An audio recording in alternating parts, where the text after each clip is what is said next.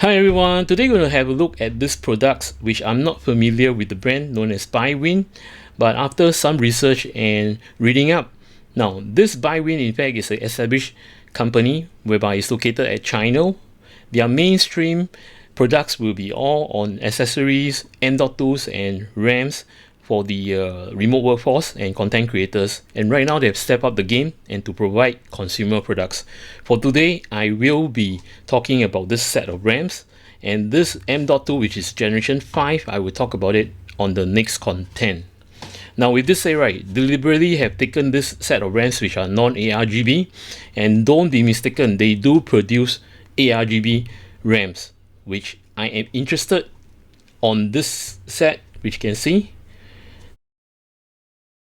Why do I purposely request for this? As I was talking to the Biwin agency, and they were saying that these RAMs are very low latency. So today I will share with you my experience, and I know some of you might be skeptic. Hey, Biwin, I'm not sure if this brand can perform or not to perform. So with this said, right, I'm not only going to test with one motherboard, but 3 motherboards, which is the MSI Mortar B850, or should I say the B850M, the Asus ROG Strix B850G gaming Wi-Fi, and also the ASRock Nova X870E. Now before I begin, I'd like to thank Biwin to have provided the RAM kit and the M.2, which I will be doing on the next content. With me right now is the Biwin Black Opal HX100 DDR5 RAMs, and these are 48GB kit. I'm having the black variant. As you can see, you can have silver or black. Now back to where I was saying that these are the 48GB kit with a cache latency of CL28 3672 at a bus speed of 6000 and a operating voltage of 1.4. And also part of the reason why I requested this, based on the fact that these are single rank kit. Now I might be purchasing another kit to test if I'm able to run 4 sticks on a motherboard, so that will be a challenge. But for now I'm just going to test with just 2 sticks. Now with this said, right, there are different variants on this RAM kit. As you can see on my screen, for the capacity it does comes with 32GB kit, 48GB kit, or 64GB kit. And for the cache latency, ranging from CL28 all the way to CL36. And as mentioned to you, what I'm having is the single rank kit. It does come with dual rank too, and the operating voltage ranging from 1.35 to 1.4 volt depending on the speed, the bus speed. As for bus speed, ranging from 6000 mega transfer all the way to 7200 transfer. Now I'm just going to unbox this and to show you how well it's been packed. Now you might find it weird how come I'm actually doing this. I often like to do this because of one reason. Sticking into something and to push this out, right, I don't have to grab over here. Reason being, right, if I grab over here, right, it will leave a ugly arch. So I always like to keep my things neat and tidy. So when I take out the RAMs, it's nicely packed. In fact, it's pretty tightly sealed. As you can see, I can shake about. It doesn't, it doesn't drop the RAMs, so I have to grab. Now when you're doing this, right, please be very careful. Okay. Alright. See, it's nicely packed. Both RAMs are cushioned with this sponge over here. See? And these are the RAMs. Now starting off with the measurements of the RAMs, is of a standard length, which is 136, I believe it's actually correct, 136.6 millimeter, or should I say 137. And for the height, this is very important. These are high profile RAMs, which is 47 millimeter. So when you're doing air coolers on your system, right, please be mindful that these are tall RAMs. And as for the thickness, it's at 8.4 millimeter. And looking at the thickness, right, both sides the heat spreader comes with a 2mm thick, the aluminium spreader, and it does come with a cap to separate it nicely. And this is rather, the alignment is pretty nice. And when I hold the RAMs, right, it's very premium. And I noticed that there is this taper shape, and I find there is usefulness on this taper shape. Let me show you why.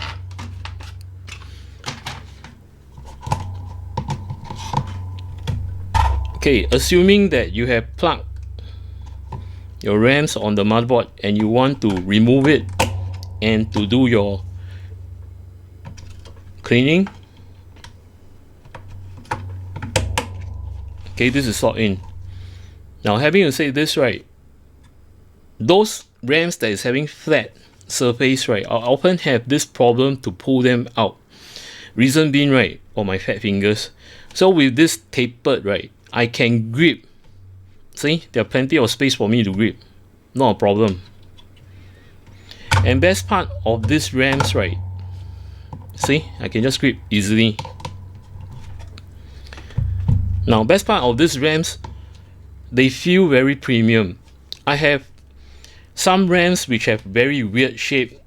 Okay, so sorry to say this, especially for G-Skill. The edges here are very sharp, and I can get cut easily sometimes. But for this, right, you see, it's nicely done. No sharp edges, attention to details, well done. Now, on with the test. This is how I'm going to conduct the test in an open bench, whereby I've told you I'll be testing 3 motherboards and having these RAMs to sit on those 3 motherboards. And how the arrangement goes is whereby my liquid cooler, which is a 360, cooling the processor on my right. The fan is drawing air from the back, and you will push through the radiator, and some of this air, right, though it's warm, it will sweep off some of the warm air off from the motherboard area and off the heat spreader. And the condition that I'm testing on this RAMs is based on room temperature, which is around 30 to 31 degrees Celsius, and it's in the afternoon 11:17, so it's pretty warm, and I've not turned on the aircon. To test out this set of RAMs, I'll be using 3 different brand motherboard, the ASRock, Asus, and MSI. These are the components which I'll be using in this test. Starting off with the processor, which is a Ryzen 9 9950X, and to cool this processor, I'm using an Arctic Liquid Freezer 2 360, and I'll swap out the fans with 3x120mm 9-deck Gentle Typhoon, and these are static pressure fans, and it's of course on an open bench. And as shown you, the room temperature is 30 degrees Celsius to 31 degrees Celsius. Now, with all this board, with the processor and the RAMs, these are the settings which I've done in UEFI, be it the ASRock, the Asus, or the MSI. So all this configuration will be the same, will be uniform, except for the vCore offset, as ASRock is able to offset further. Else for Asus and MSI, I will show you later. Now, besides this, right, I will be showing you the latency of this memory, showing you the original latency, the L1, L2, and L3 cache. Besides this, right, I will do a 15 minutes run on the OCCT test. Now, do note, these 3 boards has been tested with these RAMs for more than a week. In fact, the board itself, right, let's say ASRock, I've tested it like 3 days, followed by Asus and followed by MSI, which I run Prime 95 OCCT test for 2 hours and such, and it passes. But what you're gonna see will be only on a 15 minutes run. And on this stat, when you see later, right, this is how it goes, whereby I'll pull all the stats that shows the CPU temperature, the clock speed and such, the SoC wattage that's been put, and etc., and inclusive of the RAM temperature, the motherboard temperature and such. Now, why am I pulling this stat? Based on the fact that when I run OCCT, right, I noticed that sometimes the temperature on the memory, right, will go 0. So I believe there's some glitch over there. That's why I pull this out. And there's a graph over here taken from Hardware Info, This is to show you how consistent and stable the processor is when it communicates with the RAMs. I will first start off with the ASRock X870E Nova Wi-Fi. I see how this board handles when I plug in these RAMs. You can pause this and have a look at the stats, as in like the equipment and the profile. As mentioned to you, all the three boards that I'm going to test will be having all this profile. The only difference is the vCore offset. With this ASRock, I'm able to have a offset of minus 0.1 volt on the vCore. Now to show you the stats, as I pull from hardware info, as you can see, this is the ASRock X870E Nova Wi-Fi, and these are the RAMs. And it's made of SK Hynix M die. And these are the profile that is pulled from UEFI, which is the Expo 1. Now I'm just going to run a simple IDAS 64 RAM test. Okay, before I do so, let me just pull this out. And to pull this, now as I run, I'll explain to you what's going on. Okay, now while waiting, as you can see that over here, you can see that all these settings I've done properly, as in like having large, extreme, steady, and having the AVX2, and this will be a 15 minutes run. And throughout this test, you will witness how stable the processor is communicating with the RAMs, and at the meantime giving you all the stats and showing you all the temperature on the memory, the motherboard and such. Now as you can see, this is a partial run where you can see the latency, it's very good, very low latency. In fact, it never go above 70 nano per seconds. And on the L1 and L2, these are in general, whereby we have the L1 cache at 0.7 nanoseconds, also the L2 cache at 2.5 nanoseconds. As for L3 cache, this is also very amazing. Probably I have to wait. See, it's 10.3 nanoseconds. Now with this said, I'm just going to run the OCCT, and I'll talk about the results in a short while, probably the last few seconds. Now I'm just going to pull the sensor while I'm pulling, Probably I'll run this. Now this stat will be down here, as mentioned to you, the temperature, the clock frequency and such. And I will also pull the graph. So I let it run. Now as I mentioned, take note on the temperature. You can see over here. Now sometimes the memory temperature will just go off, so that's the reason why I have it here. Now I'll talk to you guys later at the last few seconds.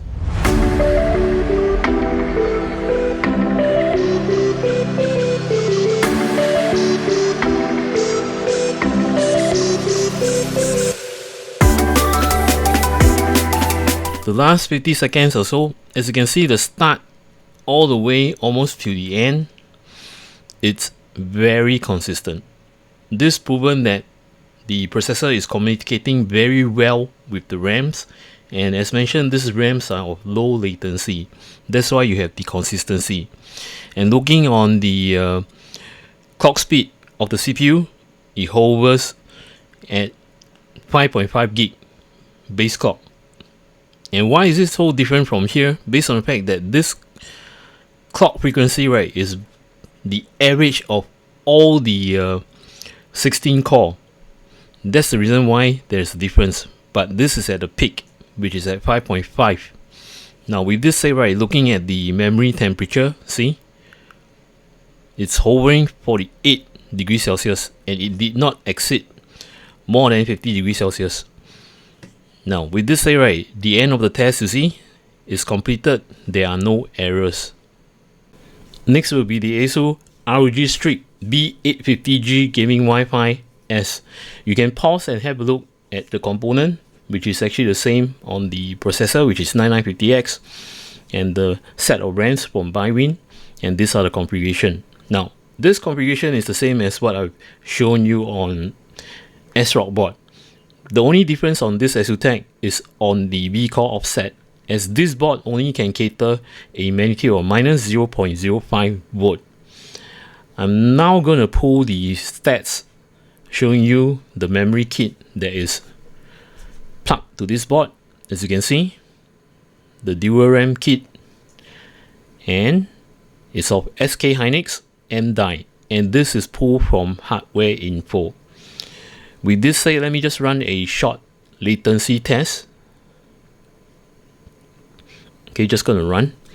Now while waiting, right, let me explain what's the next test that I'm going to do, which is the OCCT test. Now for the OCCT test, as mentioned to you, right, I have redone a 2-hour run for almost 5 days or so on this motherboard, and it's been stable. I mean, the RAMs has been stable, everything function as per normal. Now what really amazed me about this RAMs is that it has a very low latency. As you can see over here, partial result, the memory, the latency is 69.5 nanoseconds. In fact, it doesn't go over 70. For the L1 cache and the L2 cache, right, these are the same as what I show you on the ASRock board, where it's 0.7 nanoseconds and 2.5 nanoseconds. As for the L3 cache, it depends on the various board, and this, I'm still waiting for the result, is at 10.3 nanoseconds. Now I'm just going to run the OCCT test, but before I do so, let me just pull the sensor so that I can show you how consistent it is when you start to do the stress test. Okay, let me just, nope, not this. Okay, in the meantime, I will pull the stats. Now, the emphasis of this test is mainly focusing on how consistent the clock speed is, as in like the processor. You will witness here on the graph, and also take note on the temperature of the RAMs. Now, there are times whereby this will go missing. That's the reason why I pull the additional stats over here, where you can see that both RAMs are showing. So right now, I'm just going to run the test. And do note, for OCCT, right, you don't have to purchase. In fact, you can download. The only thing when you run the stress test, right, you just have to wait for the counter to finish. Then you start to run. I'll talk to you at the last 1 minute.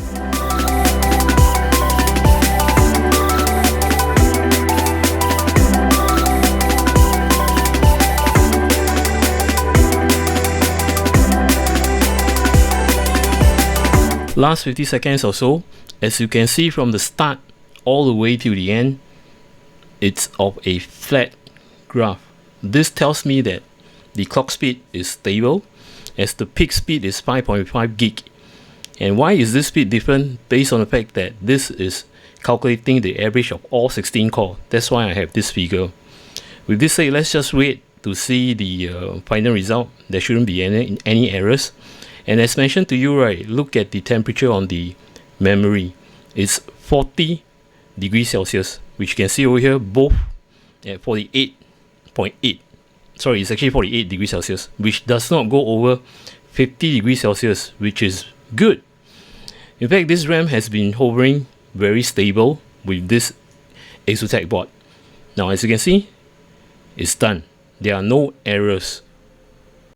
This will be the last motherboard which I will test on this set of RAMs, which is the MSI B850M Mortar WiFi. You can pause this and have a look at the components, which is of the same, as in like the processor, the RAM kit, and these are the configuration, which is similar to the ASRock and the ASUS configuration in UEFI. The only thing difference is that this motherboard, just like the ASUS motherboard, it allows me to set the vCore offset to minus 0.05 volt. With this said, let me just pull the stats, and you might be wondering, why am I pulling the stats to show you? As hardware info, right, when I pull out this stat to show you the expo profile, it will show you the motherboard that is plugged onto. And you can see the SK Hynix and M die, and as mentioned, these are the expo profile. Now I'm just going to run a simple benchmark to show you the latency. Now, while waiting for the results, let me explain again on the OCCT test. It will be a 15 minutes run to show you the stability on how this board handle the RAMs, or should I say communicate with the processor. And in the meantime, showing you the temperature, and not only that, showing you the SoC drawing current and such. Now as you can see over here, the results, partial result on the memory latency, it never go above 70. For some reason you just hover at 69.6 or so. Be whether I plug to the ASRock, ASUS or this board. And for the L1 cache and L2 cache, right, it's always the same, which L1 is at 0.7 nanoseconds and L2 cache will be at 2.5 nanoseconds. Now coming to the last point, whereby the L3 cache, right, it's often hovering around 10 nanoseconds or 10.3 or 10.2 or such. Let's see what this board can perform. See, 10.8. Now the final thing that I'm going to do, which I mentioned to you, the 15 minutes OCCT test. But before I do so, let me just pull the graph so that you can see how stable it is. Okay, let me just pull the graph. Yep. And in the meantime, pull the stats and I shall run. Again, as mentioned, OCCT you needn't have to purchase. When you download it, you can still use it to test, but you will have to wait for the timer or the countdown to go 0. Then you can start. I'll talk to you guys later for the last 1 minute. And here we go.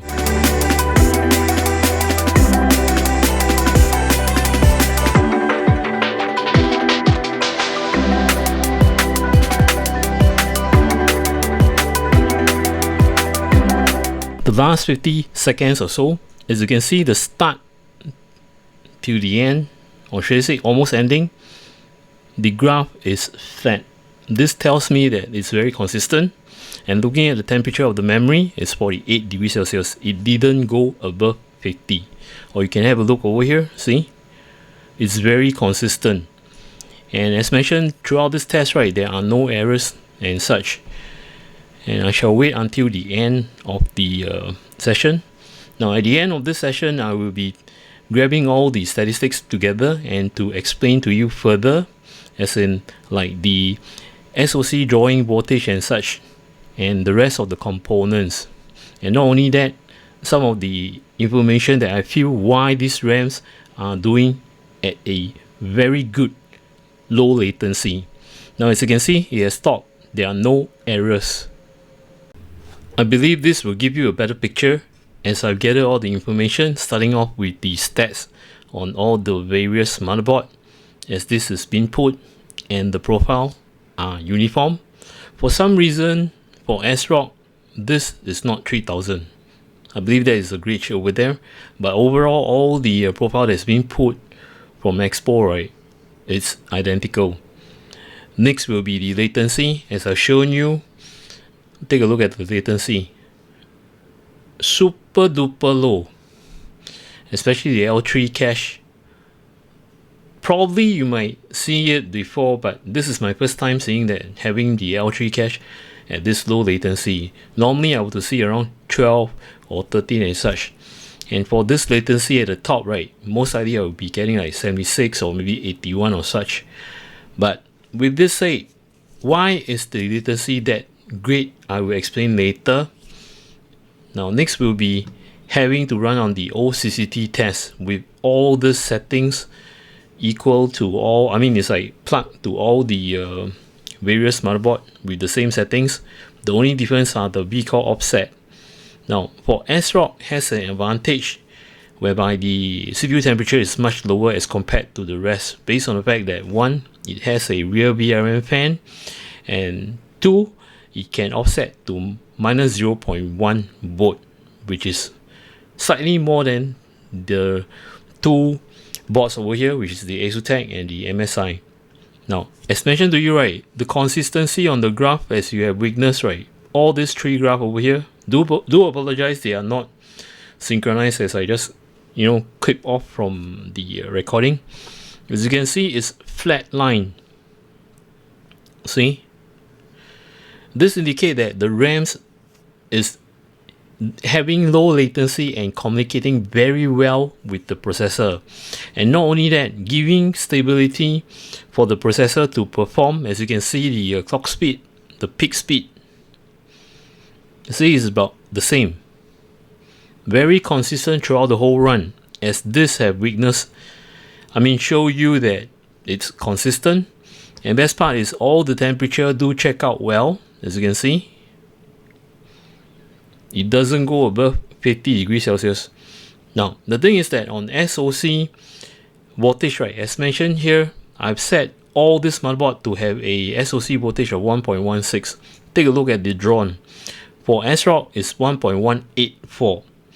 For ASUS is 1.2. And for MSI is 1.168.